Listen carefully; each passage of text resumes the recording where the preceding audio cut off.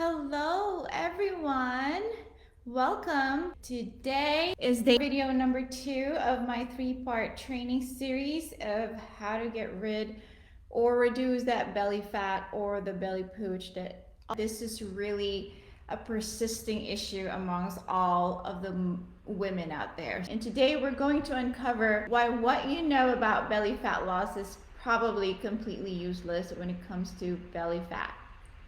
But there is a hidden solution that you need to know about. And just to recap on yesterday, I discussed how belly fat is really a different type of fat, and this is what we call visceral fat. And since this is a different type of fat, you're probably going to need a different approach than what you're doing right now. So today I'm going to show you what you're currently doing might not be helping you lose that belly fat, because there's probably a lot of misconception going on around out there, and I don't blame you guys. The internet is a place full of information. It can be confusing sometimes, and you sometimes really don't know what's correct and what you need to follow. So don't feel hopeless. There is definitely a solution, and that's what my training is for.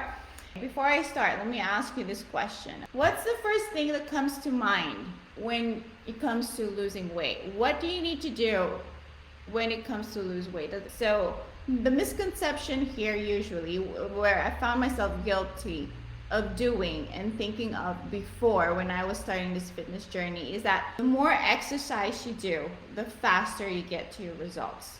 Any of you have that misconception, that thought that the more activity or more exercise, the more intense you do stuff, the faster you're gonna progress to whatever it is you're trying to achieve. Here's my story, first of all. So who in here have heard of Beachbody?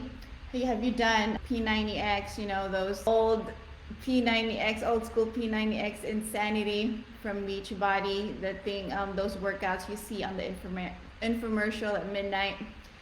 I have made a lot of mistakes in the past. I have wasted so much time, money, and effort, and I want to save you guys from doing the same, and that's why I'm doing this training. I did this P90X and Insanity. So P90X, for those of you guys that don't know it, it's a really intense program. It's a strength training, cardio, HIIT program with abs, and it's just super intense. It's like 6 times a week of training, an hour and a half each training session. So I did that plus Insanity, which the name is pretty self-explanatory. It's insane. It's a HIIT workout for 40 minutes. And what I did was I did double schedule. So I did cardio in the morning for 40 minutes, strength training and abs in the afternoon for 1 hour to 1.5 hours for 6 to 7 days a week. Think about that. That's a lot of workout. And believe it or not, it does exist. Search it up. P90X double schedule. It does exist, and people are doing this. And for months, I was working my butt off. I do everything to the T. I wouldn't miss a workout. I would do and complete the doubles no matter what. So as a mom, things happen, right? And I don't really get to it sometimes, not even until midnight. But I would get it done. I was so dedicated. You guys, it was crazy. I was insane. Now, what happened was when it was time for checking in, I check in weekly. I do my progress, my stats, my measurements. Guess what? Nothing was changing. In fact, the scale even went up, and the waistline, no improvement. It was staying the same. If not, it was growing more. So this is what's happening here, okay? When you exercise, it's a type of physical stress that you put your body through, okay? And if you exercise excessively, you're eventually going to be storing more fat. And I'll tell you more about the reason of why that's the case in tomorrow's training. I'll tell you why that's happening, but for now, just take my word for it. I'm gonna say it again. If you're taking notes, jot it down. The more excessive exercise that you do, it's going to make you store more fat. It's really the other way around from the misconception that most of us usually have, that the more you work out, the more you're gonna burn calories, therefore you're gonna lose more fat.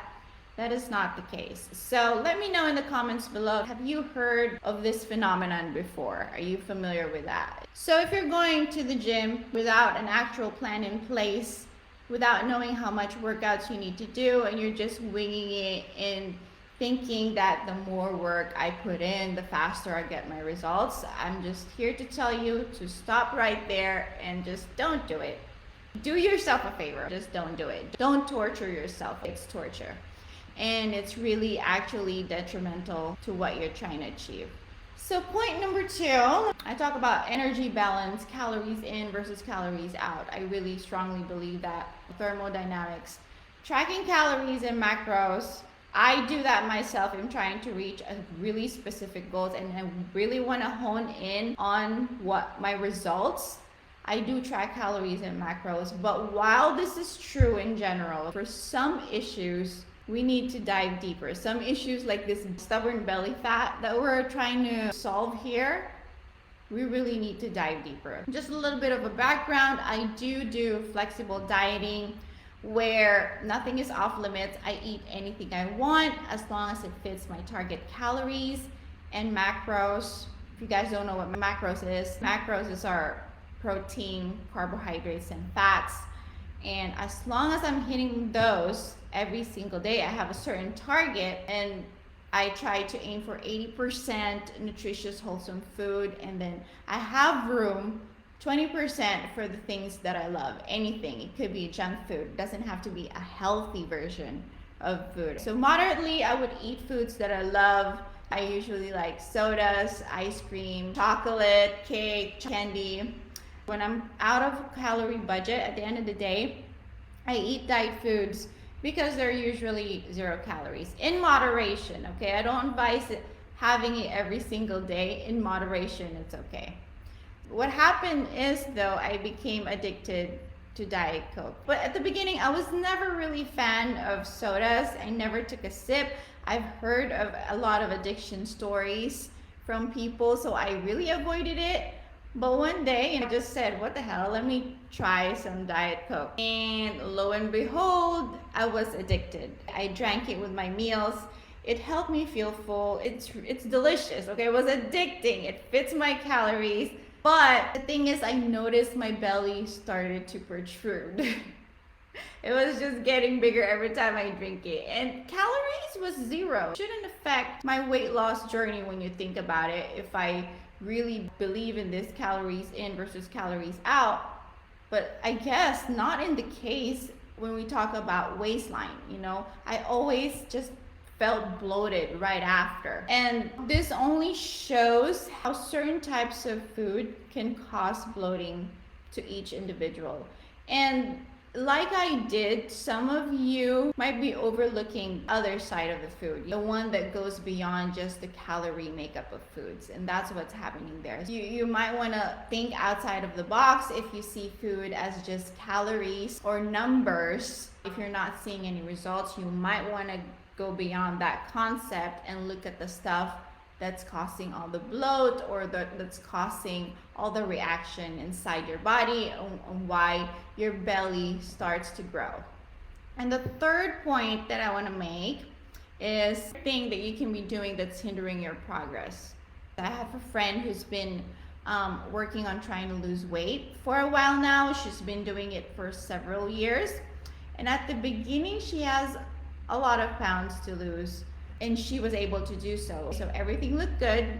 She was losing the weight, but all of a sudden she hit that dreaded plateau. I'm pretty sure one of you have encountered that. I have hit plateau so many times in my life. So when that happened to her, she came to me asking for help. What is going on? Why is my progress not going anywhere? So I asked her what she's been doing. I found out that she's been doing the same routine, same exercise and eating ever since she started this journey. So that means it's been years that she's been doing the same thing. So at the beginning it was working for her, but all of a sudden it stopped. So if you've been in a consistent routine and you see the progress stop, this this tells you something, right? This means you need to be changing something. So you can't be doing the same thing and expect different result. Quoting Einstein, that's basically a definition of insanity, right? So think about this. We get old, our body changes. Physically, inside and out, everything changes and our needs changes. You can't do the same thing over and over for the rest of your life, especially if you're not seeing the results that you want. So the thing is, the human body adapts to current conditions. It's just their way of body's way to survive, okay, which is actually a good thing, right? But when it comes to weight loss or fat loss, when the body adapts and it stops progressing, then it's not a good thing in that sense, right? So what happens is it always adapts. When you try something new, eventually over time it's going to adapt again, and then you're going to hit the plateau again. Whereas for most of us, when it comes to belly fat, it just doesn't hit the plateau. The belly actually gets worse and becomes bigger and bigger. Yeah, lucky us, right? So I'm not really sure why most people are doing this, why they're sticking to their old routines. For some reason, a lot of people are doing it, and that's why they're not seeing results. And I don't know why they're still doing it, even if they're not seeing results. Maybe you guys are unsure about what you're doing. You don't really have enough knowledge on what to do next. And maybe you're just afraid to get out of that comfort zone and trying new things. What is it? Let me know in the comments if you see yourself in that situation. What is stopping you from trying out new things? So let me do a recap really quick on what I've discussed. These are the 3 things that are probably you're doing and you're doing it wrong, and that's why you're not seeing the results. Number 1, you're thinking that the more exercise that you do, the more you're gonna get rid of that belly fat. Number 2, you're overlooking the effects of the types of food that you have on your body. You're not looking beyond the calories or the numbers. There's other things that's causing your body to bloat or increase that waistline. If you've experienced bloating below, I know that's pretty common, especially for us women. And number 3, the last one, is you're not trying a new plan. Okay, so those are the 3 things. Now tell me, before I end this video, have you guys done any or all of these 3 things that I've discussed before, or are you currently doing it? Have you tried other ways to get rid of that stubborn belly fat? Let me know also if it has worked for you, and share it with everyone here in the comments so we can all learn from everyone's experience. I think this is a great time to learn from each other, and I would appreciate anything from you guys, any feedback from you guys on what you have tried before. So if you're still in search for that solution, you've tried everything and nothing seems to work. If you're still in search for that, come back here on my 3rd video where I show you the solutions.